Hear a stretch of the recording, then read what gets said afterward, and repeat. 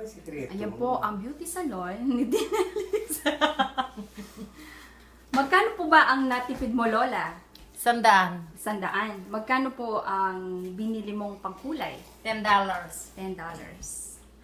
Sino po ang susunod mong kliyente, Dinel? Meron pong naghihintay na kliyente dito. Mga ilang oras po kayang kukulayin ang iyong buhok, Lolo? Siguro dito sa kalahati na is mga 1 oras at kalahati. Oh, Dito. you're gonna get your hair colored and you think it'll take an hour and a half? Then,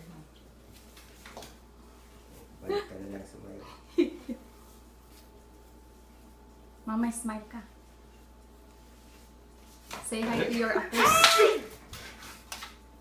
Say hi to your apos. Jasmine, Jamie, Anya.